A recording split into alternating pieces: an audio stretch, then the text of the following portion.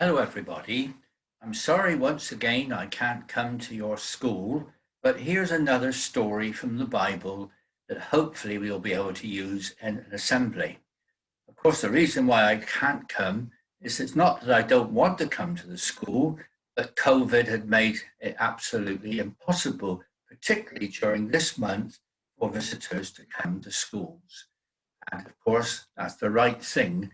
We have to have these rules, otherwise the coronavirus could spread so much more easily. The sad thing is, it's not just in our country, but right across the world. I think this photograph comes from Africa. We all have to wear masks. We all have to be very careful wherever we live, in whatever country, whatever language we speak. COVID has come to make life very difficult for all of us. So I'm sorry I can't be with you today. But thinking about the restrictions that we have and social distancing and lockdown and the fact that some of the shops aren't open and all the things that we know about reminds me of a Bible story. I want to introduce you to this man. He's called Caleb.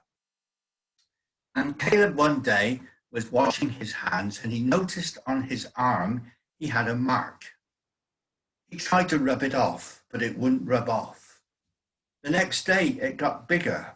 And he tried even more to get rid of it, but it wouldn't. And the third day, when it was getting a little bit bigger indeed, he decided he'd better do something about it. Now, if we had a problem and we weren't too sure what to do, we'd be in touch with the doctor, or even if it was serious, the hospital. But in those days, they didn't have hospitals. They didn't really have doctors. But if you thought that you had some problem, particularly if it was something that affected your skin, you had to go to the church, to the priest. And so Caleb went to the church and he went to the priest and he said, "Look, sir, I've got this mark on my arm and it's getting bigger. What shall I do?" And the priest looked at him very, very sternly and said, "Caleb, you can't go home." And he said, "But sir, I want to go home. I live there." "No, you can't go home. And you can't go to work." "But I have to go to work. I have to earn money," said Caleb. "No," said the priest, "you can't go to work and you can't go to the shops or down to the market." "But how can I get food?" "You can't go there," said the priest, "because if you do, you might spread the disease that you have."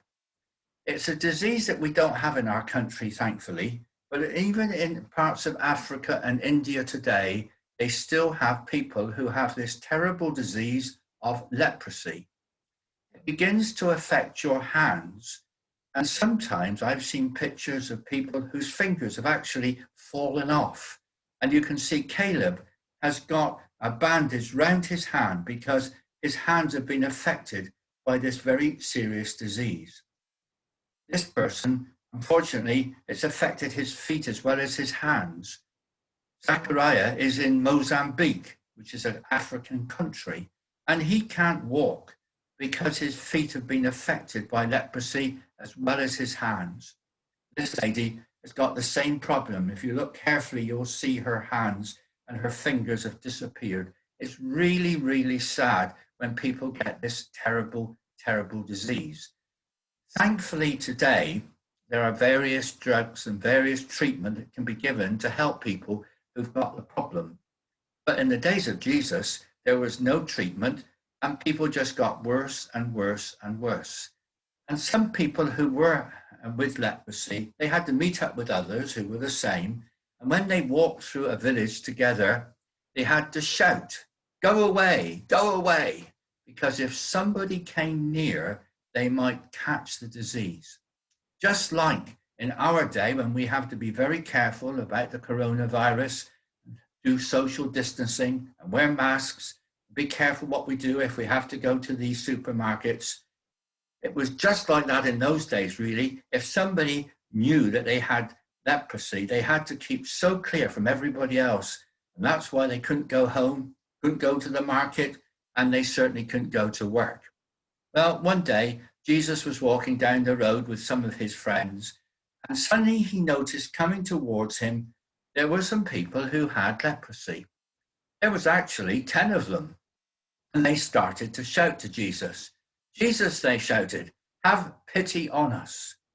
But when Jesus's friends saw who the people were, they were really scared and they thought, help, we better go away because it's possible that we might come close to these people and catch this terrible, terrible disease. They were really frightened and they wanted to go away. But Jesus didn't.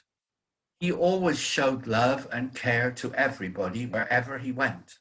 And he showed love and care to these people who were struggling with this terrible disease of leprosy. And he just looked at them. He didn't touch them, but he said to them, just go yourself to the priests and tell the priests that you're better. And they believed what Jesus said. You see, you never really went to the priest because there was no cure for this disease. You just got worse and worse and worse. So suddenly to be told that you were going to be better and to go to the priest, they could have said, we don't believe it. It's impossible. It never happens. But they didn't do that. They just believed that what Jesus had said was true. And when he said go, they obeyed. Off they went. They were going to get to the priest as quickly as they could. Maybe they could get back to work. Maybe they could go home and meet with their family. Maybe they could go to the market. They were so excited. They obeyed as quickly as they could. And they went off to see the priest as fast as they could because of what Jesus had said to them. And as they went down the road, they started taking the bandages off of their arms. And suddenly they looked at their arms, they looked at their feet, they looked at their fingers. Everything was right. It was perfect. Jesus had done one of those great miracles that only he could do in those days. And these people with this terrible disease realized they were healed. I think they probably went even faster to see the priest, to get the permission to go back home and to go to work and possibly to go to the market as well. You can see their faces. They really look so excited and so happy, and they're showing off their hands and their feet and they're saying, look, I'm better, I'm healed. Jesus has made me better. But one of them, one of the 10, turned around and he went back to Jesus. Oh dear, was there a problem? Maybe he hadn't been healed properly. Maybe his fingers weren't right. Maybe his feet weren't right. And he said, Jesus, it didn't work the first time. Could you make it work the second time? It could have been like that, but it wasn't. This man came back, and when he came back, he fell down at Jesus' feet, and he simply said 2 words. And I'm sure all of you who've been listening to the story will know those 2 words. They're so important, aren't they? When somebody does something really good for you, you always want to say, thank you. And this man came back to Jesus and he simply said, thank you, Jesus. Thank you for making me better. Thank you for getting me rid of this terrible, terrible disease. And Jesus looked at him and he was so pleased that he'd come back. But he said, where are the other 9? What's happened to them? And I expect the man said, they've gone off to the priest. They're hoping to go home. They're hoping to go back and get their jobs.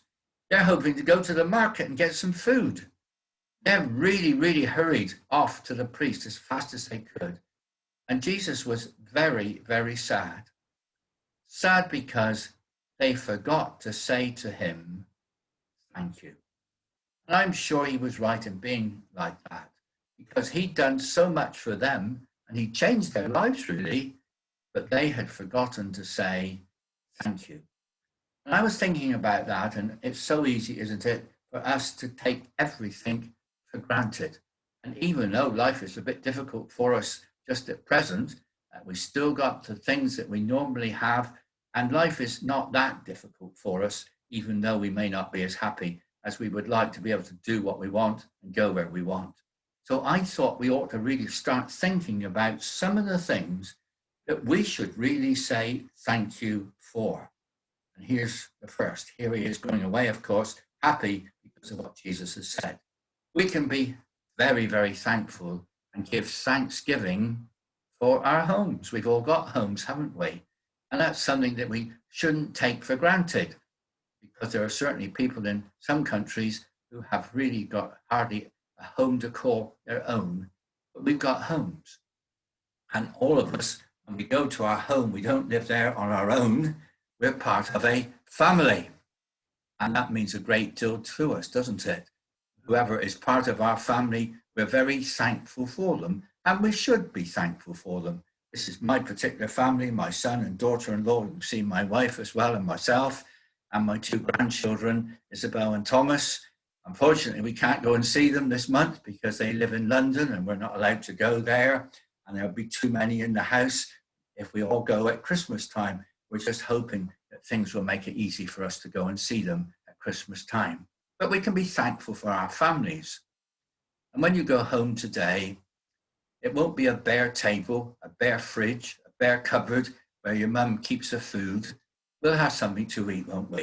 We may not have all the things that we like every day, but there's always something to eat. We can be thankful for our homes and our families and our food and our friends.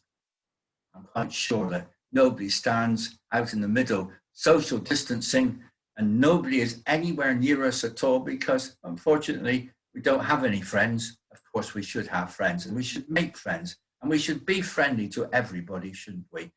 Friends are very, very important to all of us, not only at school, but during the rest of the week as well, whenever we can be with people who are our friends. That's another important thing to say thank you for. You may not agree with me about this, but I can tell you how important this is to say thank you for our schools. All of you have heard me talk about Africa many times, and I love going to Africa. I was able to go there in January, just before all of this happened with the virus. I remember going into a classroom in a country called Burkina Faso. There were about 70 in the classroom. There was no electricity, so there was no light.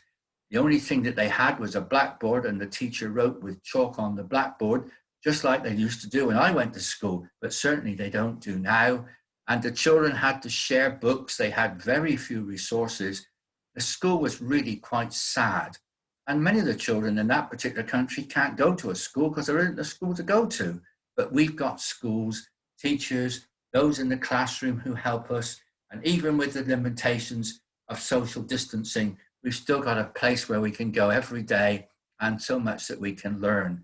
And I guess that during the earlier part of the year when you couldn't go to school, you missed school. But now we're back in school, and that's something to be very thankful for. But of course, you all remember Thursday evenings and clapping and saying thank you to the NHS and nurses and doctors for all that they were doing, some of them literally risking their lives to help other people who were struggling with the virus. And we can be thankful for them. And then Jesus, I'm quite sure that that man, Caleb, thought, Jesus has been special to me. And so he wanted to say, thank you, Jesus. I'm sure that's a good thing to think about at the end of our story today. It's good to say thank you, isn't it? You could almost make up a little prayer, thanking God for your home, for your family, for food, for the school, for your friends, and for the people who look after us, particularly when we're not well, in the hospitals, at the doctor's surgery, and so on. And we can say thank you to God for Jesus as well. I hope you've enjoyed that story, and maybe you can start thinking about some of the things that you would like to be thankful for. I hope you've listened well, I'm sure you have, and I hope it won't be too long before I can come back and see you again in school.